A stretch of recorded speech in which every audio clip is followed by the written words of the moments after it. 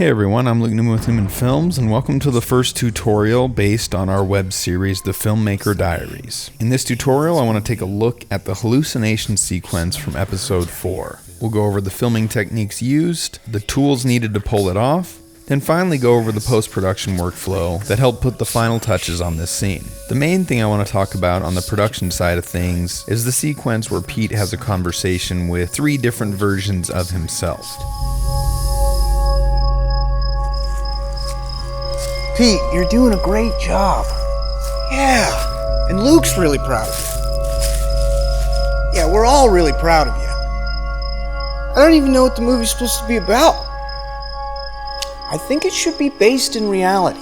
In this one continuous take, Pete walks up to the camera pans around, and he has a conversation with different versions of himself. To pull this off, we used a motorized pan tilt head. I bought this off Amazon.com and the link is in the description of the video. For this shot, I had the camera going pretty fast and I had it do a 720 degree view, meaning it started on the original Pete, went all the way around twice, and then ended on him. Keep going. Okay, and go.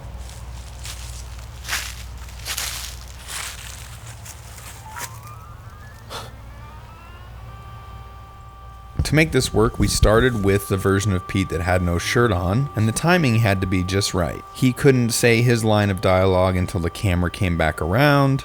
I don't even know what the movie's supposed to be about. And we had to do it a few times just to make sure everything was working. Or you're looking down when it gets to you, and then you look up.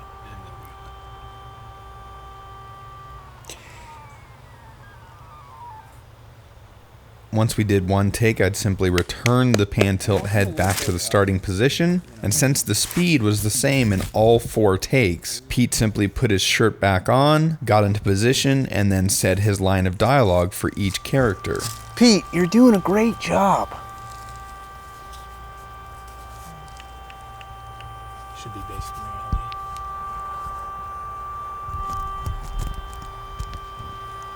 I think it should be based in reality.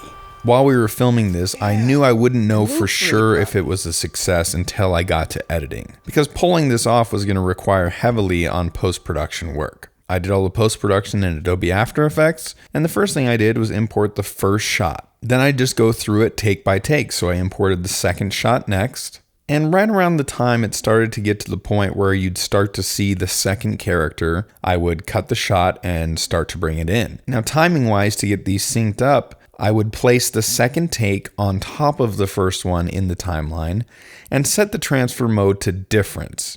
This is a great way to be able to move this top second shot around and get it so that the timing is synced up, and you can see in the background, when I get it close, you can see the trees and all this stuff will line up and it'll get kind of dark. That means that there's not much difference between the 2 shots. Trees in the background, they're all right on time. So once I had the timing set up, I'd turn the transfer mode back to normal, and I'd draw a mask around the second version of Pete. I'd feather this fairly heavily, and I would animate the mask from when he came into the shot on the right to when he exited the shot on the left. Then I simply did the same thing for the next 2 shots. The third version of Pete, I would add on top, set it to difference, line it up so that the timing is pretty much identical, draw a mask, feather it. Same thing for the next one. Then I would have to repeat the process all over again when it got back around to the first version of Pete, and do that again. So basically I had to do this 8 times. The only thing that was different is I didn't necessarily have to match up the timing, I just had to reanimate the masks. We also shot this on the Tokina 11-16 to give a really wide, trippy effect. Once I was all done with that, I removed the lens distortion with CC lens. And there was a little bit of jitter from using the pan tilt head, so I added pixel motion blur just to give it some nice motion blur.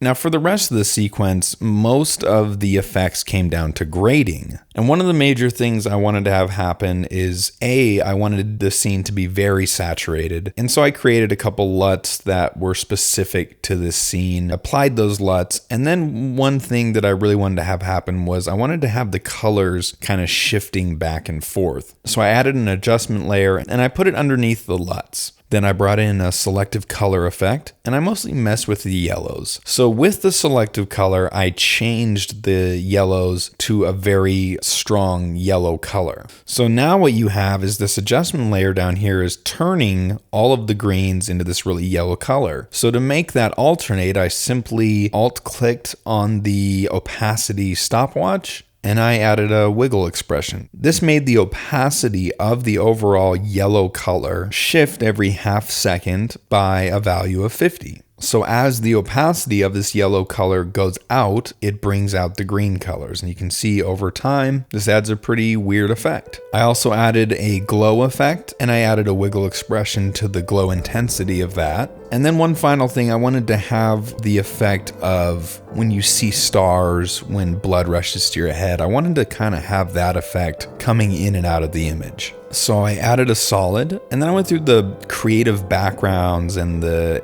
animation effects that come stock with Adobe After Effects. And I found one that kind of had the organic look that I was going for. Then I drew just a circular mask, set it to subtract, feathered it quite a bit, and then I did a wiggle keyframe for the mask expansion, and as well as the opacity, just so that this effect kind of creeps in and out of the image from the corners, almost like in a video game when your character's low on health, and they add this sort of like bloodshot eye effect, sort of seeping into the center of the image. That's basically it for the hallucination sequence tutorial. The Filmmaker Diaries will be back with new episodes in 2 weeks. Hope you enjoyed this tutorial. I'm Luke Neumann with Neumann Films, and thank you for watching.